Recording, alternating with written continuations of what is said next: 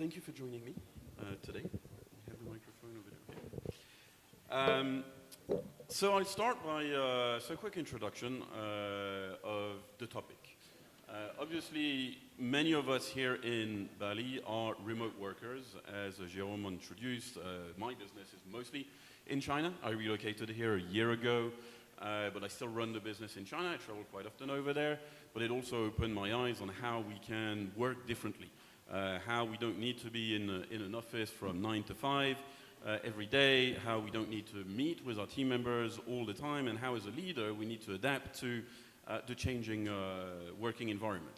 Changing has happened through the advent of technology over the past 20, 25, 30 years with the internet. It's been accelerated through COVID, which we all experienced in different ways. I experienced it in China, which wasn't always nice. You experienced this, some of you here, some of you at home in your home countries, and then relocated here like I did to find a different environment and work in a different way. So we all have a part to play in how the new ways of working are going to play in the future. And our panelists have a very strong role in that. I'm going to let them to introduce themselves by telling all of you what their role is in adapting to the new ways of working. So I'll start with you, Friska. Professionally, what is your role in how we work today? I would say I'm all things change. So I'm a catalyst and a guide for organizations to better respond to the changing demands of the future of work. Because it's not just about AI, it's not just automation, it's not just about hybrid workplaces, it's actually about leading differently, being differently, and operating differently. So I manage that process for organizations.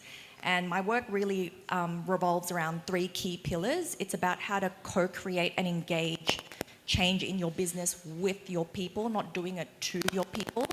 It's about building a culture of resilience, right? There's a lot of talk about change fatigue. We really need to flip that script. It's not about change fatigue anymore. It's going to happen. The only certainties in life are death, life, taxes, death, and now change. So it's a matter of how do you build that resilience, right? How do you shift that momentum? And last but not least, I help cultivate cultures of learning, unlearning, and relearning. So how do you make people want to level up? So that's pretty much my role. So architect, catalyst, guide for organizations wanting to drive and manage change. Florian? Hey, thanks for inviting me first. So I would say the role that I'm bringing into this new way of working is mostly through HR. So we're working a lot with HR, boosting their people engagement. So mostly what we do at Midstay, the startup that we are building, is a marketplace for team retreats. So we see that there is a lot of demand for this new way of working, but people are willing to get more flexibility, so going hybrid or remote worker. But the thing is that it brings a lot of challenge. So the challenges are people engagement, mostly, this clash in between generations, so how to connect them, and I would say as well, how to build or rebuild the company culture.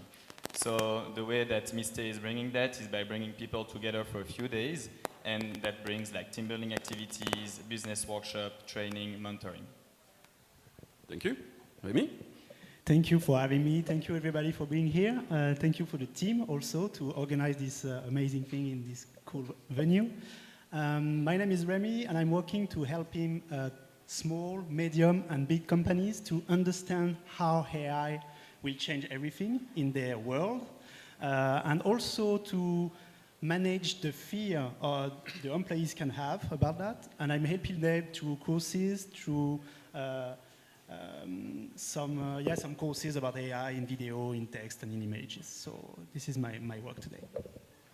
Thank you. And I'm going to be tapping into all of your expertises for the topic today. I wanted to start with, so we understand that the expectation of both team leaders, entrepreneurs, startups, people who build companies, who build teams, their expectation of the workforce, of the people who are going to be joining their team and the way how they're going to be working is changing. On the other side, the expectation of the employee, of the worker, is changing too, on what they expect from their employer. So I wanted to ask maybe first all 3 of you, how do you see that expectation evolving over the recent couple of years and how it's going to evolve in the future as to what an employer and an employee expect from each other, what they expect from each other. Friska, I will start with you. I would say employee expectations are higher. I've noticed that here within Indonesia and Australia, where I'm originally from. As you can tell, I'm not French.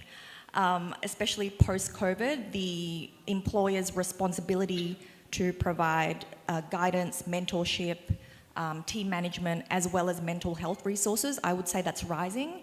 And that's very hard to get the balance right, especially if you're a small business. Because if you're a small business, you're doing everything. You're doing sales, you're doing delivery, you're doing operations.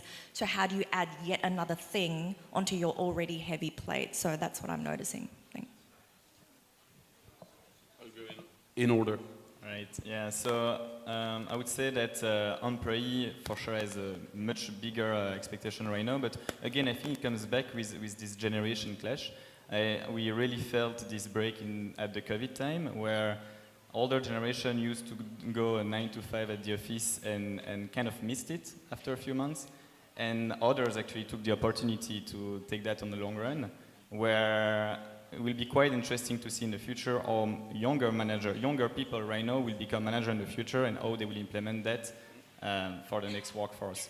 So right now we're still in a phase, I believe, where managers are still, I would say, older, like 40 years old, and they've been working for 20 years or 15 years before on 9 to 5, and they're used to that, they have that routine, they know how to work, and they are maybe afraid of the change as well. But how is going to be when actually these younger people will become manager and would like to roll out that to the team? So I think that's, yeah, I guess like it's going to be interesting to see the next years, 10 years coming in and see how first also with all the new tools coming in, but the generation clash in between and how it's going to work together. Yeah, this is a crazy thing right now. There is a lot of fear on both sides, on employer side and employees, of course. Because some people say, okay, I want to be remote, but as we can talk after, there is some big companies now, they say, we don't remote work anymore, you know, because there is a big problem about this, about that. As you said, it's a huge clash between generations right now, and the demand is very high for both sides. So we need to work on that to reassure people that AI, that remote work is not bad. It can be bad sometimes, it's true, for certain specific things, but we need to work on that for sure. So, and that's, you made all three of you an interesting point. Florian, you mentioned that the next 10 years are going to be interesting in seeing how this generation clash plays out. One issue that I see here is that most organizations don't have 10 years to adapt to the new ways of working. That clash needs to happen much faster, and the adaptation from one to the other needs to happen much faster. Friska, what do you see the main challenges that organizations, maybe on that smaller size, mid-size, where you've got some of those managers that are old school managers, team leaders that like to have their, you know, their meeting in the office at 10 a.m. Yeah. or at 9 a.m. Yeah. How do you see you know, those challenges playing out right now, and how they can move forward? So I think the biggest challenge is we think we're very logical, cognitive, fact-based people, but any change, why people resist, it's because they're fearing something and they're fearing loss. And when it comes to those old school managers who are used to measuring hours instead of outcomes, it's very uncomfortable because one of these 6 Ps is at threat. And the first is power, the second is position, third is pay, fourth is performance, the fifth is prestige. So if we don't take the time to understand which of those 5 Ps or one or more of those 5 Ps is driving them to stick to what they already know, we're never going to get the change done faster or better. So I think also, especially in this region, we're not used to having, I would say, spirited, constructive debate. Like, we shy away from conflict. We think of it as actually a bad thing, but it's not. So people are not having these come to Jesus moments to decide this is what success looks like for us now. So I think the more we are willing and able to have the conversations that we need to have, not necessarily want to have, the better off we'll be.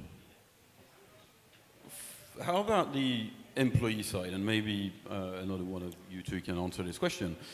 From the employee side, what do they expect from these leaders? How can they work with their leaders to get them to adapt to those new ways of working and help them move faster?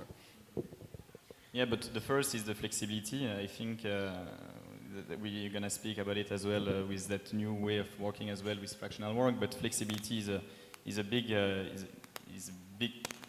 wealth for them. They're expecting as well. You mentioned mental health during so it's all kind of support and not only like just performance, but they need to feel also part of something. And I think that's a challenge of both actually, because companies also are willing to get a company culture to drive them. But the question is that how to build that together with that new way of working where you feel even more detached than before. But in a way, like these young people don't really want to go at the office every day. So how do you do that? Well, some companies are obviously not willing to do that. Right now we see it with, I think it's Amazon that 2-3 weeks ago requires everyone to be back in the office 5 days a week, which is surprising coming from a company that builds most of the technology, or a lot of technology that powers remote working with their servers and tools. Do you think that some of those companies are shooting themselves in the foot with their, by keeping a strict in-office work culture? Can they adapt in the future? Are their employees going to be running for the door and, or not running for the door and staying wherever they're working right now and trying to find another employer? Rémi, what's your take on that? Yeah, it's very interesting. I remember 2 years ago, there is a crazy thing happened. I don't know if you remind this, but Elon Musk sent an email to his employee at the beginning of the day at Tesla and SpaceX, and the title of the email was, "Remote work is unacceptable." And when you read this email, you're frightened. He literally say, if you're not on the office 40 hours a week, I consider that you quit the job. And when I saw that, I said, what happened? And a lot of people in Tesla and SpaceX leave the company because of that. And in the same way, very recently, as you said, Amazon CEO, the new Amazon CEO, decided exactly the same from January 2025. And he said, you know what? Now, okay, COVID is gone. You need to come back. So there is a huge fight, and I think we need more communication, because right now these people don't listen each other. And this is a real problem, because a lot of studies shows that remote work is very efficient. So what's happening? And yeah, there is a lot of people who leave these companies. Yeah, just to jump back on this, also I've seen this email. It was like this period where it was called also the Great Resignation in the US. And I think there is also a bigger level view to see there, is that I think companies these days have much more leverage to bring back people at the office, because there is less opportunity on the market. And it's either you go freelance or you go on your own, or you go back to the office, or I mean, you go back full time, and then you choose wisely a company that fits your expectation. But it's a bit less right now in this market, easy to actually find. The leverage came back to the companies, I feel like. Well, yes, the leverage is coming back to the companies right now, because they're the ones employing, and there's still a lot of people that are ready to go to the office to accept those terms. But I do have a feeling that those terms are not going to carry on for very long. And at one point, you're going to have more workers that are going to demand flexibility, that are going to understand, especially those. I have 3 children that are at school right now, and they're already learning to learn in a different way, to interact with information in a different way, to go to use a computer to learn on YouTube without going to university. The next generation is not going to want to go to the office. The current generation is already looking at what the next generation is going to do and thinking that they need to adapt right now. The old generation, Amazon CEO, might get lost in that. Focusing a bit on those workers, while we were preparing this panel, we talked a little bit about the gig economy. So all of those workers that are going freelance, let's say, or working for themselves, the Gojek delivery, basically those precarious jobs. But I see it more and more as encompassing more, white-collar jobs. Those CFOs, you have a lot of fractional CFOs, you have a lot of fractional CMOs, you have freelancers, and they all seem to go under the gig economy now. How do you, all three of you, define what the gig economy is today? And do you include anyone who's working for him or herself and selling that time, that service to bigger companies or any employer? I define the gig economy as on-demand employment. So a fractional executive, they may or may not be in the gig economy. If they're permanent part-time, that's not the gig economy. If they're called in every once in a while, then yes, that is. And I think it's risen in prominence because people want more control over where, when, how much they work. And we've seen, especially during COVID, so speaking from Australia, people that had been so loyal for decades just kicked out the door as soon as times were down. So I think that woke a lot of people up, and they thought, I'm not going to rely on this employer anymore to put a roof over my head, to pay my rent, to put food on the table. I want more control. So I think that it is rising now, and especially as the rate of digitization increases, jobs that you couldn't do if you weren't in the office are now suddenly possible. So a lot of people are taking that opportunity.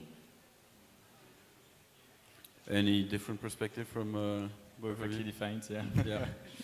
Yeah, I think it's exactly that. The gig economy at the beginning has bad press, I would say, as you said, because it was there is a lot of problem about it, to be honest, because some markets are completely disrupted, such is probably good for people, but also sometimes there is some problems about it, because we saw a lot of companies doing bad with their employees because they are in the gig economy. What do you mean? You need to respect some rules at the minimum. So we need to be careful, but you're right. I think the fractional workers can be included also, for me, but it's very different because they have normally a better, how can I say, not better work, it's not what I mean, but you know what I mean, they have better conditions. Yeah, because then you can include that Upwork and Fiverr then, but CMO, fractional CMO and CFO are to me like the upper level of set of skills. That's also why to me it was not super clear that if we could actually bring them in one case or the other. We could also argue that they are actually freelancer and giving their services. But I think all comes back to this growth of new fractional persons, come back to the flexibility of work, the willing to have more freedom and not being attached to one thing. We also see, and based on what we are doing, we see that at Midstead, this clash of generations comes back all the time as well, because young people, young workers are willing as well to break the routine and so have like different career paths and growth. And if a company can offer that within a big company, then some people are actually finding it interesting. But otherwise, like fractional work is actually a great way of doing, because then you're actually working on a lot of different sets and projects. And that's actually what I did at the very beginning of my career. I was a UX UI designer, product designer, and I used to work every 3 to 6 months for companies in San Francisco, New York, Australia, and that's always what challenged me and brought me a kind of drive in the growth of the career, and I was not attached to one single company. It then comes back to something else, actually. It's like, for a company perspective, how do you build a company culture with people? Well, that was my next question. From the employee perspective, it's kind of an easy decision. It's your decision to either become a remote worker, a fractional worker, a gig worker, whatever we want to call it. It's a decision. Then it's up to you to go sell yourself and find an employer there. On the employer side, sometimes when you want to, you have to build kind of a hybrid workforce of people who are in the office all day, but maybe you don't find enough, or you want to work with a more hybrid system. You integrate those fractional workers into your organization. What's the challenge there for the managers that are not used to that, to integrate them together? And how can that happen? I think willingness of the people to be part of the company as well. I mean, you can't force someone that is a fractional worker to be part of a company that is not really 100%. So I think that's also like, I guess, the the role they have in the company and how they fit in. But I think also companies find it interesting in a way because they are not having it in their payroll anymore. So it's much more flexible for them as well. But then indeed, like all comes back to that company culture. And I think employees are maybe less looking of a company culture or a feel of unity rather than companies are looking to have that, to bring their vision forward, to bring the mission, the core value forward. And that needs to be forwarded to the employees. Otherwise, it's just the upper management that carry it, and that's not really working. Friske, do you work with some companies, some leaders that are trying to integrate fractional workers, freelancers in existing teams and bringing them into their culture? Yes, they are, and I think the point that I want to make is onboarding some paid fractional exec is non-negotiable, especially as we're in a hybrid work. We just said communication is an issue. Technology's gone like this, communication hasn't.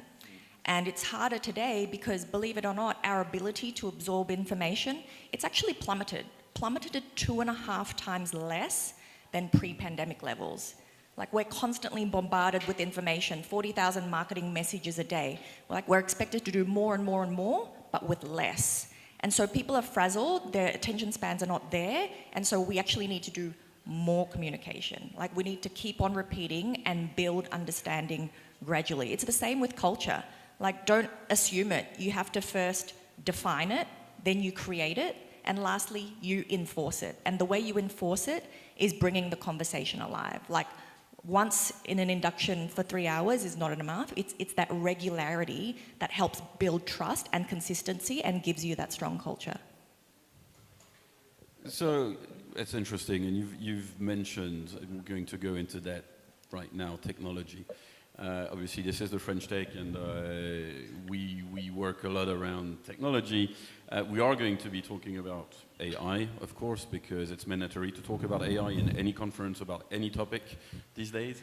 But I want to talk about technology on a grander scheme. I mentioned in the introduction that remote working, fractional working, the gig economy, new ways of working is powered by technology. It's powered by internet. Before anything else, obviously AI is built on the internet. We are in a shift, massive shift period due to technology and due to AI that's been pushed by COVID because we had to work remote. Even organizations that didn't want to, they had to work remote and they had to implement video conferencing system. Most companies did not have a company-wide video conferencing system before COVID, and within 2 months everyone had Zoom. And then Microsoft did wonders with Teams and the system very fast. It was lagging behind, and it's one of the greatest after that. Once we get back to trying to get back to normal for some companies, that we're looking at implementing, or organizations are looking to implement tools like Teams, Slack, like AI that's embedded in all of these platforms right now. We see a lot of challenges of companies, same for the generational issues.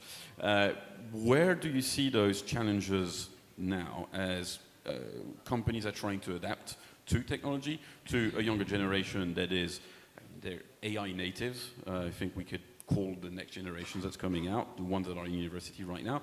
How can organizations implement that technology now so they can work better together while keeping that company culture that they're trying to build at the same time? And let's start with Remy, who's our AI specialist on the panel. Thank you. I think right now with a lot of companies I'm working for, I see two major issues about this topic. The first one is the fear of employees. A lot of them say to their company, okay, you want to implement AI, but do you will replace us? What it will happen, you know? So they're very scary about that. And the second issue is a lot of companies think that AI is magical. You know, AI will solve every problems. You touch a button and that's it. And of course, it's not like that. So when I work with companies, when I'm training them, their employees and the directors, the managers, and they always say, oh, we can do that with this tool, we can do that with that tool. I said, yes, but can you implement in your situation? And in 90% of the time, it's not possible that way. So we need to work together to train, to understand how they have the data, how they work right now. So this is the two major issues I can see right now on several companies, and it can be on SMBs, small companies, and also on big companies. Yes, we certainly see it also as a small company ourselves. We have people in 2 different offices and some remote people, and just integrating the same tools, working on the same tools together, understanding and having that knowledge of the tool that grows together. So when one person talks about using a tool, the other one is not completely lost. It's complicated. I can't imagine this in an organization of tens of thousands of people. I think, Friska, when we prepared, you mentioned, I'll read it, that AI is a change that must be planned for, managed, and led carefully. And the question was, what are the non-negotiable or common mistakes that you see in organizations? To echo your point, not speaking a common language, but the way to explain it most succinctly and articulately, there's a framework that I've created. It's called the 4S, and it stands for support, skills, systems, and structures. Implementing any change, AI, culture, structure, etc., needs these 4 quadrants. The first is obviously support. Any transformation needs to be backed, endorsed, sponsored at the very top. And when I say sponsored, it's not just literally signing a budget, like leadership team need to live and breathe it, because role modeling is a very powerful influence of behavioral change. Number 2 is skills. We talked just then about the generation gap. Sure, the natives are all over it, but remember the people that are Generation X or baby boomers, they're really scared because no one wants to look stupid.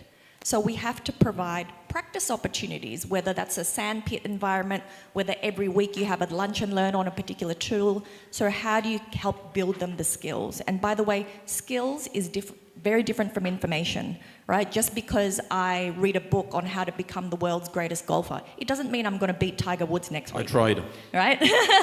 My handicap's shit, by the way.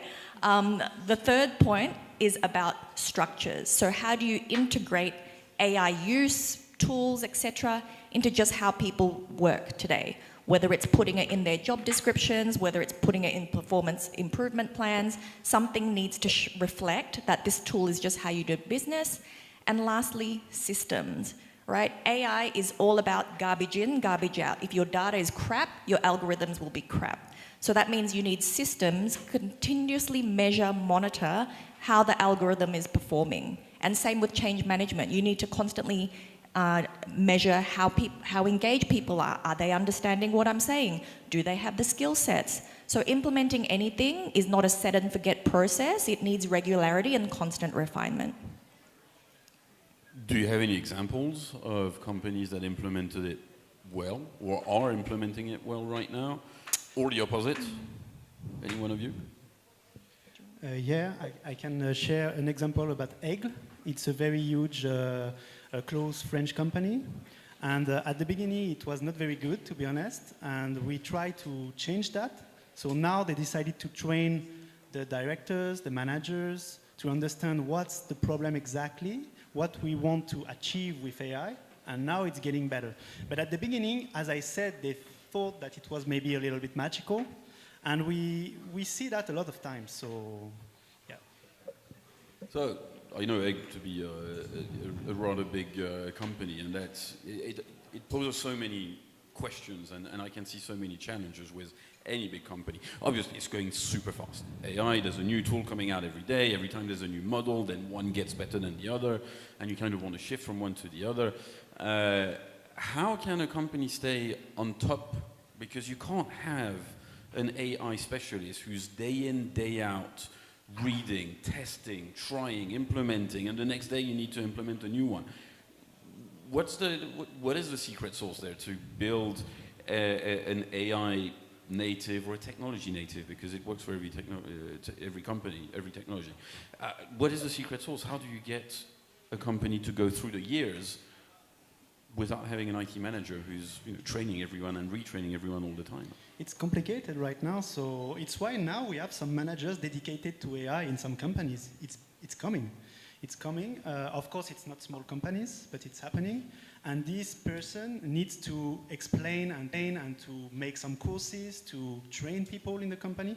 I think it's a good idea. Sometimes it can be someone already in the company to their job, daily job. But I think the most important thing now is not implementing, is understanding what you can do, what you can't do. I think it's the most important. It takes a lot of time, though. I'm looking at smaller companies again. I'll take my example. We're a team of about 15 people. We focus, PR agency that focuses on technology, so we're all kind of geeks. I'm a proper geek, but I have other things to do than to look at all the new AI tools that are coming out. And maybe I'll ask the other two to answer that if you've got a perspective. What would you advise those team leaders, which would be myself and one or two of my team leaders, to do to keep abreast of whatever is happening and implementing some of the technology? Should we focus on one and say, okay, we're going to focus on this one or these 5 and implement those? But knowing myself, I know the next day I say, ooh, this looks nice. Me? Okay. This is a challenge. People get attracted to the next shiny new thing. You don't need the next shiny new thing. Have you fully leveraged what you already have? Newer isn't necessarily better, and I think we'd be a lot better off if we simply increase the capability and proficiency of our people to use the tools that they already have. So for example, my girlfriend is an absolute whiz on PowerPoint. Like, she can do things in Canva in PowerPoint. Do I want to learn? No, not really. But what tools in your organization that are already good enough? You don't always need to be upgrading to the latest iPhone, right? So it's the same with the organization. And I think you need to start with the end in mind. What is the outcome that you want? Sometimes the newest tool is not going to get you there. No. I'm the same shoes as you. I have a team of 15 people as a CEO. I'm also looking to implement things. And so I think it's also a big question of how much investment you want to bring in, because there is a lot of things to do on the side as well. And I mean, for us, what we did is identifying the places where we are losing a lot of time, and that's very repetitive. So that's the place where we can get the most out of it without going everywhere and trying to get everything automated. So that's the place we are at. One tool I'm using a lot, and I'm also asking all team members to do, is that as we are all remote, we are a fully distributed team all across Asia, but also in Europe. Everyone should use an AI note taker that allows us just to jump back on the notes, and that creates like summaries. You can ask anything that brings back the insights. So even when you're like with different clients, you can get an insight across all of them. When you are on specific client, you can get back things that they really want. So I think that helps us a lot, and I think that's the best use case scenario we have so far with this. Yeah.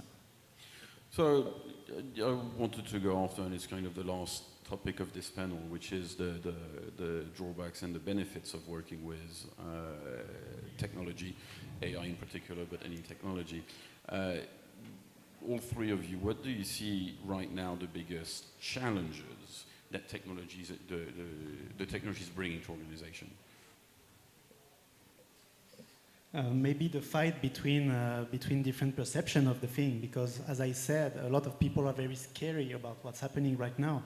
And I can understand them, because I was a web marketer before, and when I see my job 10 years ago, I know that I can do the same part of the same job with maybe 10 times less time, you know? And for me, it's crazy, because you can see it both ways. It can be a good way, okay, I can do more, but you can also say, okay, maybe a lot of companies will need less now. So for me, this is always a fight between, I love technology, I'm really, really keen for that, but sometimes maybe we go too far, too fast. Especially about AI, there is a lot of big scientists, big entrepreneurs, say maybe we need to wait a little bit, it's going too far, too fast. So this is a huge question of the civilization, really. It's really a civilization thing now, so we need to address that. No, I mean, this comes back again with what I was, in my shoes, being a CEO of a startup and having raised like a very minimum funds, we are really acting as a bootstrapped company, and so it's really about where to go and minimize the cost and actually maximize the outcome. So everything is double thought all the time, and we don't want to like invest too much. We did actually invest too much, and we found out that it was worthless, and we didn't gain as much as we thought. So yeah, like more in the truth of developing this tool, having the opportunity to go in the past, but trying to always double questioning ourselves to see if there is a proper outcome and if it's actually really valuable right now, and if there is nothing else maybe to prioritize first. Obviously, we're at a tech conference. Everybody's very concerned about their tech stack. I think there's not enough attention paid to who's in your people stack, right? If you picture an actual people stack, like giant human Jenga blocks stacked on top of each other, if you remove the wrong block, the wrong skills, the wrong mindset, your company is going to come crumbling down. And in a people stack, there's usually 4 main archetypes.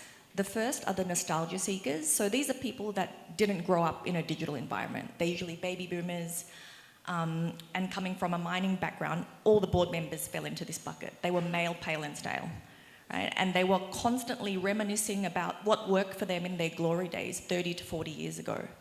And this means they're limited by any opportunities and possibilities AI can bring because they're only looking at things from a past. And then we move on to the next block, which is the reflexive skeptic. So as its name suggests, anything new, innovation, growth, their first word is but.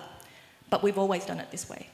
But our customers want this. But our budget does that. So again, limited. Then we get a little bit more optimistic. We have the frustrated enthusiasts. So these are people that are really driven, want to innovate, but they're not set up for success. And when I say not set up for success, they don't have a budget, they don't have a mandate, they don't have a sponsor, and maybe they don't have the technical skills. And last but not least, we have the younger generation, right? The digital change makers. These are people who know their stuff. They're ready to drive change in a big way and advance their career as a byproduct, right? They have a budget, they have a mandate, they've got really strong relationships throughout the business, and they're ready to roll. Now, you may be thinking, I want everybody to be a digital change maker.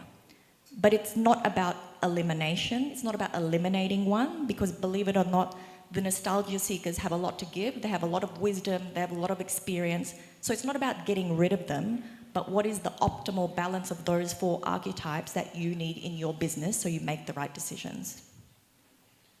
Yeah, it's interesting. I was in a conference a couple weeks ago that had a similar topic, and that was looking at 2 different types of people here, the older generation, the younger generation, or those who understand technology, which is the younger generation, and the ones who understand a bit less and are going to think more in terms of productivity when they look at a tool. We see a lot of companies, if not all of the companies, when they present their AI enhanced solution, to present it as a more productive solution. You'll get more for less. That's how it's sold by most companies. When you're an employee in that organization, what you hear is, oh, wait, my company wants me to do less, but produce more. So what am I going to do? Am I going to work more? Am I going to work the same amount of time? Am I going to work less time and be paid less to generate as much as I did before? What should the message from those... Exactly. What's their view? What they want to do with it? So when they don't talk about it too much, they just push a new tool and they say, you need to use that. In general, it doesn't work very well. So we need to train, to explain things, as my counterparts say, more communication again and again. It's crazy, but it's always that. I see it, again, in my processes. There's some things that 10 years ago would take PR agency, we draft press releases or articles, for example. 10 years ago, the first draft would take 6 hours, right? Do the research, find the information, and write something. Now it takes about 6 seconds, right?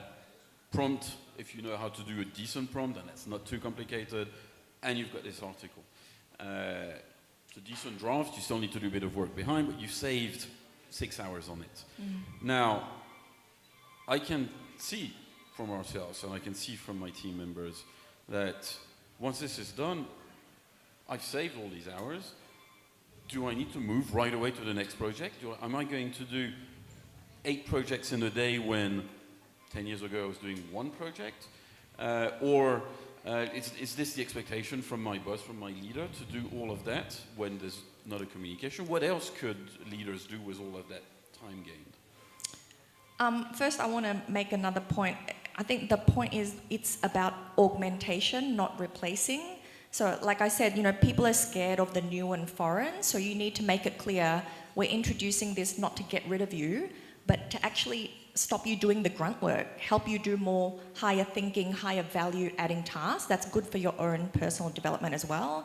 And I think I don't want to beat around the bush. Yes, AI will get rid of some jobs. That's just a fact of life. So I think the sooner that we realize it and look on the bright side, the silver lining is it's going to create about $75 million worth more to the economy. Right? It's going to create new jobs, different jobs. And if you've got the right people and you want to support them to do that different job, then you need to invest in them and train them.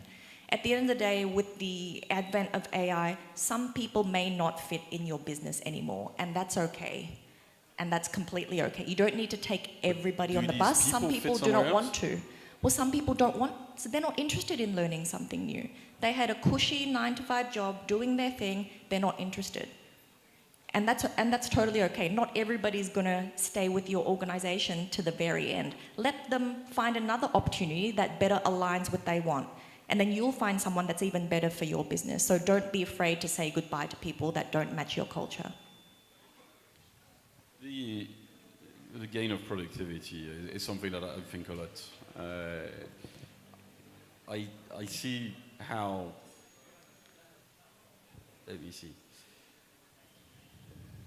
The productivity gained, the time gained, I think a lot about how we can use that time. So you mentioned also they can focus on something grander.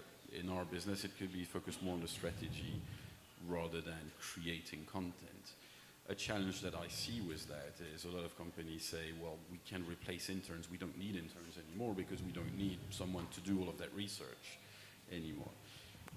The challenge that I see is that if we don't hire interns, if we don't hire junior level people and train them in a skill that can be replaced somehow by artificial intelligence, those people won't grow into managers that will understand if what the AI outputs is good or bad. And we're going to lose some professions completely. We're going to lose some skills that we might need to use AI all the time. Are we going to lose in the quality of things? I can think of coding for the same thing. If you don't know how to code, how can you think of a product? You don't need to know how to code to develop a program right now, but you still need to think like a programmer to be able to design the program. What's your take on that, all three of you? Are we losing skills in the future that we'll need to relearn? The thing is, someone who has already these skills will be augmented by AI, so it will be better than someone who don't know. Because, for example, if you have 2 people, me, for example, I'm very low-level developer. I know the basics. And if you have the best one in the world, and if we are using AI together, of course, he will have a better program at the end than me, because he understands every specific areas of it. And I will just be on top, So I think AI will, of course, impact a lot of jobs for several reasons, but the people who are already good will be better also. And maybe the very bad one can have a better level also. I saw that. So my focus is more on those who already have the skills can be enhanced. That's for sure. Those who don't have the skills don't need to learn the skills anymore because the AI is going to do it for them, and then they might have an N+1 who has the skills and who's going to say, yes, this is good, no, this is not good, and we'll rework the thing. But then that one that doesn't have the skill is not learning the skill, and we're losing it. When that one that has retires, who takes over? I think it's all about willingness to learn as well. As you were mentioning, it's if people don't want to take the train, they will not take the train. But if people are learning through actually the AI and wants to go to the next milestone, it's still possible as well. Yeah, I echo what they said. It really depends. It's like a piece of string. Because, for example, long division. A lot of people can't do long division anymore, but they have a calculator. It doesn't mean that, you know, it's not a valuable skill, but it's been completely replaced by a digital format. It's the same with skills. It depends on the skill. I think the ones that can't be AI'd are ones that are about human judgment, empathy, human nature, as much as the tech companies may like us to believe otherwise. Okay, one last question about how technology is maybe dividing us or dividing teams, since we don't need to be working face-to-face all the time. We kind of miss that human connection. Do you think that technology can also closer together, or we need to use, for example, a productivity gain to go on working trips together, team buildings together, and we can counteract this distance that technology brings by using the productivity gain to see each other more often? Yeah, I think there was a question that I had just before when we were speaking about gain productivity. I really wonder, and I don't have the data, how many companies are actually looking at the gain productivity to reduce their cost on the market to gain more clients, or to actually use that hours saved to build a better team and invest in their own company, but then keeping the same kind of pricing. So that I don't know, but indeed, like at Midstay, we see that there is a growing demand on that because of the challenge of bringing people together, a challenge of boosting people engagement, because it's so hard actually to do that through screens. So yeah, I guess like this to us, I mean, that's what I'm building, so I trust in that. But I believe this is gonna keep growing, and we're gonna keep having that challenge of not having that physical interaction, and that's still needed these days if you're working with humans. It's a good point, and something that I had to discuss with a prospect, discussing a quotation, where some of the activities that I was talking about before that we can now do in a lot less hours, where as a consulting business we charge by the hour, and we are in the middle of rethinking how we charge, because charging by the hour now doesn't make any sense. We need to think about how we charge by the result, by the deliverable, and then explaining to a client less on the deliverable, but we're spending maybe 5 more hours together to work together as a team, so you still get a good team that is going to understand your business for better results. And I think it's a shift that the whole industries, all of the industries need to go through when they're delivering something. Any closing remarks on the topic before I open the floor to questions? Just that technology is not a replacer for real relationships and real connection. The business travel industry is a multi-billion-dollar industry still, even post-COVID, because how we connect, relate, strengthen, trust and rapport with people is seeing the whites of their eyes. And that's why you may start online, but people want to transition offline as fast as possible. Yeah, we have a great example here, isn't it? We are here together. No, we do have a great example, and one of the things, I know some of them are looking at me in Beijing and Shanghai, my team members. One of the things that we hope to do soon is to be able to bring the team once in a while here to Bali to work together, and that would be a great enhancement of our team life, team culture, all powered by technology and the possibility to remote work like we do.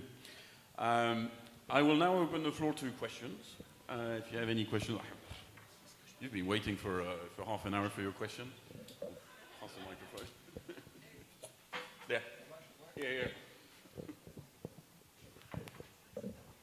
Hi, Benjamin Castello. I'm running New World Together. It's an organization focusing on global sustainability. And one of the things we study notably is how technology in many ways has brought us many positive things, but it has also accelerated a rat race that is bringing us on the verge of planetary disaster, to say the least. How do you make sure that the way you work, the technology you implement, is actually feeding something that is part of the solution, that is heading us more toward regeneration of the planet ecosystems and ourselves, rather than part of the problem, something that's going to accelerate this rat race toward the bottom. But yeah, to me, we are working with Midstay a lot on the human, on like how they connect together, and even though it's true actually a tech-powered platform, at the end it's people meeting together. So yeah, like on my own, I would say initiative, that's how we do. It's like just connecting closer the people, even though you're using the tool to bring these people together. Thank you for the question, first of all. It's always a fight inside me, what you just asked. Because I'm using AI every day for a lot of things, and I think, okay, I'm using this, but I know the impact behind. But I was in Web3 before, and it was exactly the same problem. We said, yeah, it uses energy, it uses electricity, it impact, of course. There is no question about it. But also, as you said, we can see every day a lot of new projects who add value to things for health, for education, for work. So you're right. This is for me, it's one of my key things because I need to say, okay, I'm using AI, but why and how? Is it possible sometimes to using something else less consuming? But it's a huge problem. You're right now. As I said before, for me, this technology thing is a change in culture, in society, to be honest. So we need to talk about it. Last but not least, I would say know what success looks like. It's not just about profit, but what's the impact on planet and purpose as well. So that needs to be considered at the very beginning. Like we all know what the UN SDG goals are. You know, which ones are we ticking off by doing this? Is the positive net impact greater than the cost that it will take to get there? So yeah, leaders need to be aware of it, they need to consider it, and they need to be measuring it. Thank you.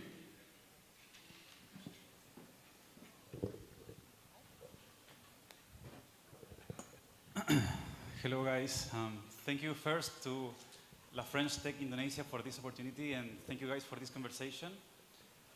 I have a question related to when it comes to applying AI to a company or adopting AI to a company.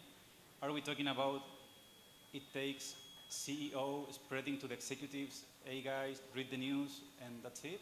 Or are we ready to talk about chief AI executive? Are we talking about like AI departments, or we just allow the executives to take care of this, like individually? If that makes sense. It depends the size of the company in general. For example, big companies now, as I said previously, they hired someone specific for this type of job. Now there is not a ton, but there is a lot of jobs around the world. For medium and small companies, of course, it's not possible because it's too expensive, to be honest. Now they're hesitating because they're still in the training and understanding how it works. So, oh, sorry for the last one. It's too early for them and too expensive. So they try to contact me or someone else to help them to have courses, training, and to help their own employees and the direction, the managers, to understand what they can do and what they can't do. And after that, they implement it. So it depends the size of the company. Anyone else? So maybe one thing on that, because I had an interesting conversation with you. I think, though it's companies, I mean employees, right? Employees, most of us are using AI. In my company, you know, same, right? Same size, less than 50 people. All of them are using AI, but the company doesn't. It's like the Zoom, you know, Zoom was, the product was forbidden by the IT managers. And yet, it was adopted by the, you know, the individuals. So I guess, I mean, my reflection on what you just said is the people are using AI, but there is no governance for AI in companies. That's what is missing, isn't it? So it's from me, right? It's already into the company. The company just doesn't know it and doesn't govern it. which most probably going to be the next thing in terms of privacy, confidentiality, data you are getting out, and so on and so forth. Any view on that from your side? Yeah, exactly. This is a huge problem because even the company who say we don't use AI, of course, as you said, employees using it, but sometimes they hide it because the company say, you know, you cannot use this tool because of this, because of the customer, etc. Sometimes I ever saw a contract with a company, another company said you cannot use AI for this specific job. It's crazy, but it's like that. So yeah, the thing is there is a difference between all the employees using AI for very specific things and implementing AIs inside the company for a very big project. For example, logistics. For example, asking datas. You know, we talk about the RAG, so it's too bit technical now, but there is a lot of things about that. But you're right, it's crazy because every employee using it, and sometimes the manager and the director say, no, we don't want to use it because it's complicated. Because we have problem also of confidentiality, security. They're very afraid of that, and they're right, to be honest. So yeah. I'd agree with what he said. There is no kind of holistic approach. There's a scattergun approach. If we go back to the 4 S's that I talked about, support, skills, systems, structures, there's no structures and systems yet. There are skills, but usually it's concentrated in particular departments. So, you know, speaking of my previous experience, all I did was implement AI tools, AI solutions, predictive algorithms, optimization models. They were very heavily concentrated in a small number of users. Now the challenge after that, and the mandate after that, was to develop a digital curriculum for everybody. And we're talking about 15,000 people. So I think that's the next step. What are those base fundamental tools that are AI driven that everybody in your organization should know? And again, that takes time, that takes effort, it takes money, it takes people to make that curriculum happen, so. And it takes training. I think we're done for the panel today, but I want to give Rémi the opportunity to introduce a bit the workshop that you're doing a bit later today on AI, which I think would be very interesting for some of you to join if you want to learn more about AI and how to implement in your organization. You've got a minute. Yeah, I think it's very soon. We have a workshop just there, if you want, with Benoit Raphael, who's here. Thank you, Benoit. And yeah, we will present you some tools, and yeah, if you want to share, if you want to ask new questions, very specific, don't hesitate to come. Thank you so much. Thank you very much. Any other question here before we are moving? Okay. Prisca, Florian, Rémi, thank you very much for joining this panel.